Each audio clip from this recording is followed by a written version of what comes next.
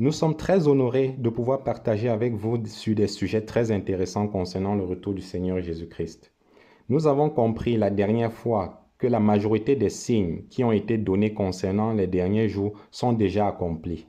Et à la question de savoir où en sommes-nous maintenant, que reste-t-il à s'accomplir, nous avons vu qu'il y aura 4 guerres inévitables à venir. Alors, nous allons étudier ces 4 conflits prophétisés comme devant se produire dans la parole de Dieu. Parmi ces 4 guerres, il y a une en particulier qui peut se produire à n'importe quel moment vraiment.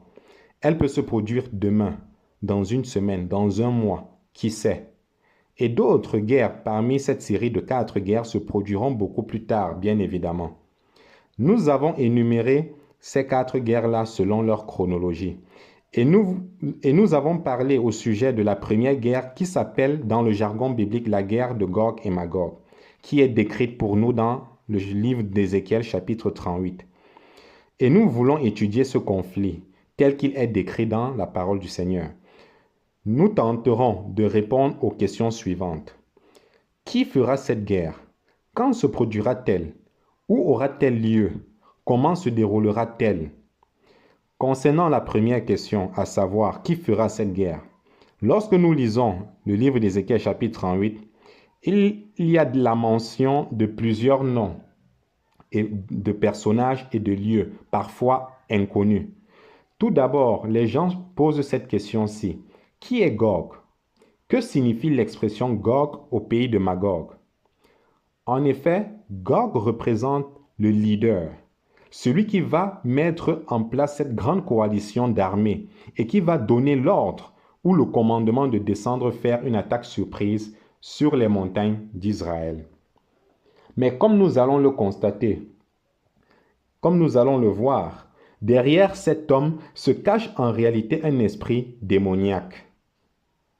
Parce que dans la parole de Dieu, nous apprenons que derrière tout gouvernement, et à peu près dans tous les gouvernements païens, se cachent des autorités démoniaques qui en réalité tirent les ficelles, si vous voulez qu'on le dise ainsi. Premièrement, dans Éphésiens chapitre 6, versets 11 et 12, nous apprenons qu'il y a des autorités, des dominations, des esprits méchants dans les lieux célestes.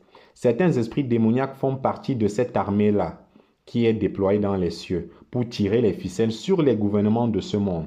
Et nous apprenons dans ce passage qu'il y a une hiérarchie parmi les créatures démoniaques. Nous savons qu'il y a une hiérarchie bien évidemment chez les anges. Il y a des autorités, il y a des grades, comme les chérubins, les séraphins, il y a les archanges, il y a les simples anges. Et c'est la même chose du côté des esprits méchants. Il y a une hiérarchie, si bien que dans le livre de Daniel, nous apprenons que Daniel avait prié pour une réponse à Dieu. Et puis celui qui apportait la réponse a été retardé par des esprits déchus qui contrôlent cette partie du monde. Et cette réponse va tarder pour une période de 21 jours, vous vous en rappelez, avant qu'elle ne soit donnée à Daniel. Parce qu'il y a eu un conflit dans les airs, dans les lieux célestes, entre les autorités démoniaques et les autorités de Dieu. Alors, nous apprenons dans la parole de Dieu que Gog est mentionné aussi comme une entité démoniaque. Et cette entité démoniaque sera derrière cet homme-là, en chair et en os, qui organisera cette coalition et donnera le commandement de se mettre en marche pour attaquer le pays d'Israël dans ces derniers jours. Et dans la parole du Seigneur, nous vous donnerons les versets qui confirment ce fait. D'ailleurs, dans le livre d'Amos, chapitre 7, verset 1, lorsque nous le lisons, nous constatons dans ce passage qu'il est mention du nom de sauterelles, qui n'ont rien à voir avec des sauterelles naturelles, car les sauterelles naturelles n'ont pas de roi, tel que le décrit Proverbe chapitre 30, verset 27. Mais ces sauterelles-là sont plutôt des sauterelles, dont Amos parle, sont plutôt des sauterelles démoniaques qui ont un roi. Et le nom de ce roi, comprenez bien, est Gog. Nous réalisons par ce passage que l'appellation de Gog n'est pas le nom d'une personne humaine qui va former cette coalition et qui fera cette attaque surprise sur les montagnes d'Israël. Mais c'est plutôt le nom de cette autorité déchue qui sera derrière un homme et le poussera à faire cette coalition pour accomplir la prophétie que Dieu a donnée. Donc, ce passage d'Amos est une preuve qu'il existe des autorités démoniaques qui tirent en fait les ficelles sur les gouvernements païens du monde. D'ailleurs, Jésus lui-même nous a révélé dans sa parole que le royaume de ce monde a été donné à Satan. Ce n'est pas le Seigneur, comprenez bien, qui le lui a donné, mais c'est l'être humain. C'est le premier homme et la première femme dans le jardin d'Éden qui se sont rebellés autrefois contre Dieu.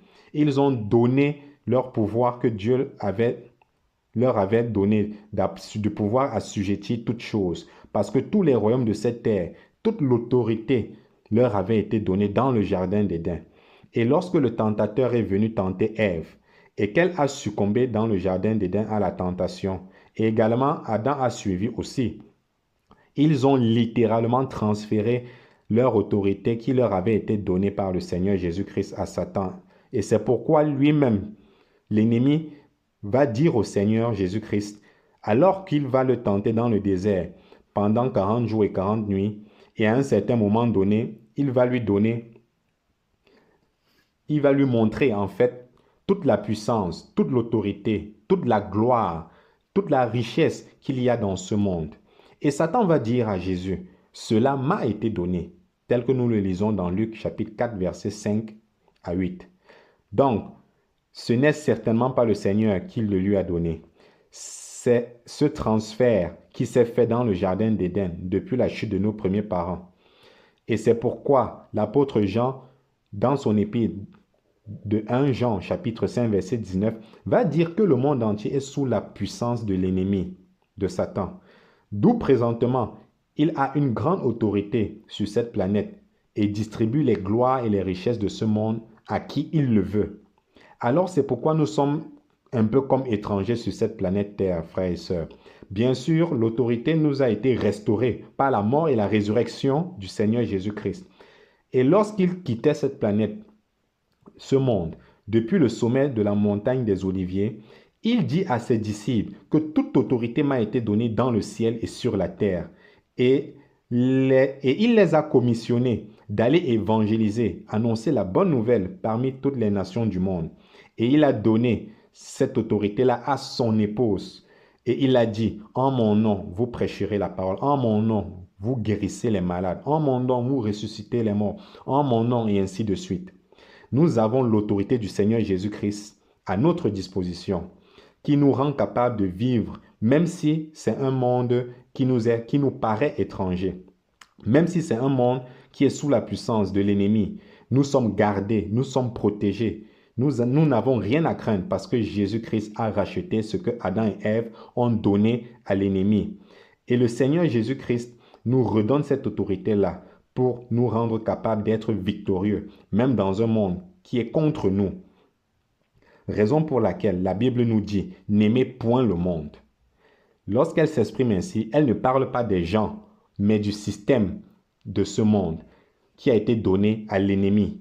Pour un certain temps, comprenez-le bien, pas pour toujours, parce que très bientôt, le Seigneur Jésus-Christ va revenir avec toute son autorité et va établir son royaume à la grandeur de cette planète. Et à partir de ce moment-là, cette terre ne sera plus sous la puissance de l'ennemi, mais elle sera gouvernée par le Seigneur Jésus-Christ et c'est racheté à tout jamais. Alléluia. Alors, Gog ici représente cette entité démoniaque derrière l'homme physique qu'on verra à cette époque-là et qui fera cette coalition pour cette attaque contre Israël. Donc, on sait que ce monde est un monde étranger et c'est pourquoi il y a tellement de conflits, des problèmes de famine, de méchanceté, du fait que Satan a une grande autorité sur cette planète. Mais encore une fois, nous sommes à l'abri, comme sous un sceau de protection, un peu comme les 144 000 qui seront protégés durant les 7 années de tribulation que nous lisons dans le livre de l'Apocalypse. Étant donné que nous étudions cette première guerre qui est décrite dans le chapitre 38 du livre d'Ézéchiel, jusqu'à une partie du chapitre 39, car nous rappelons que l'autre partie du chapitre 39 ne parle pas de la même guerre, mais plutôt de la guerre d'Armageddon. Nous voulons donc savoir qui fera cette grande coalition, qui aura à sa tête un homme qui va organiser ce rassemblement de nations et qui sera visible en chair et en os, et qui aura derrière lui cette autorité démoniaque qui est décrite comme le roi des sauterelles, démoniaque elle aussi, dont le nom est Gog.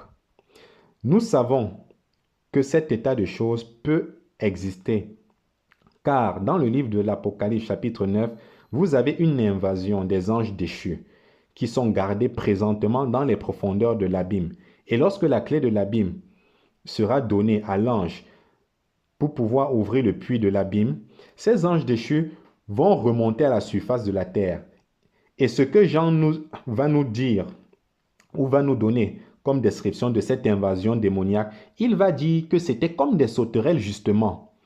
Et dans le livre d'Amos, ça parle de ce roi Gog, qui était le roi de ces sauterelles démoniaques-là. Et on a lu dans le livre de Proverbes que les sauterelles naturelles n'ont pas de roi. Donc c'est sûr qu'il ne s'agit pas des sauterelles naturelles dans le livre d'Amos et d'Apocalypse, mais des esprits démoniaques qui étaient dirigés par ce roi-là appelé Gog. Et ces esprits démoniaques, tout aussi bien que les anges du Seigneur, sont éternels, comprenez-le bien. Car lorsque Dieu a créé les anges, il ne leur a pas donné le pouvoir de se procréer comme les êtres humains.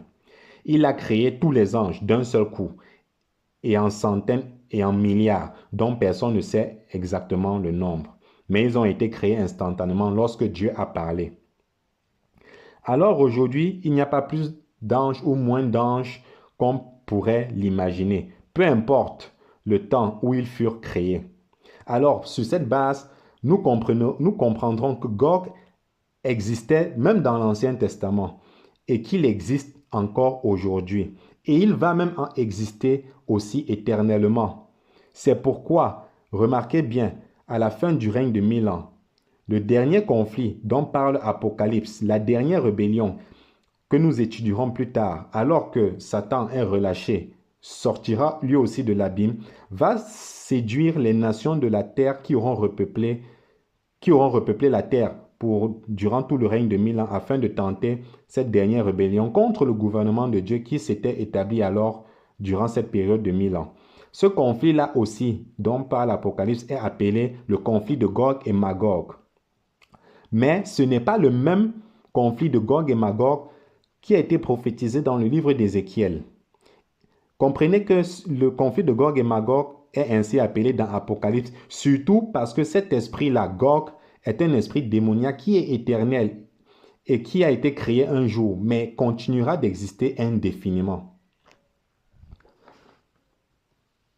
Alors maintenant, nous allons chercher à comprendre dans le livre d'Ézéchiel chapitre 38 que représentent les noms mentionnés comme Magog, Roche, Méchec, Tubal et les autres noms mentionnés.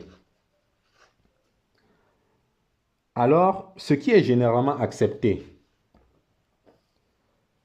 concernant Magog, nous savons que c'est la Russie, située au septentrion d'Israël. Ce sont les descendants de Noé, dont vous trouverez la généalogie dans le livre de la Genèse. Et ces descendants de Noé se sont justement établis dans les régions où se trouve aujourd'hui la Russie et les autres pays comme Roche, Méchec, Tubal. Il est vrai que certains commentateurs bibliques ont donné plusieurs interprétations à ces noms-là, mais Magog est bel et bien la Russie. Il n'y a pas de doute. Et elle est située à l'extrémité nord depuis le pays d'Israël. Les autres noms mentionnés représentent chacun. À l'exemple de la Perse. La Perse représente l'Iran. Méchec et Tubal sont les États satellites russes. Gomer, c'est l'Europe de l'Est. Togarma, c'est la Turquie.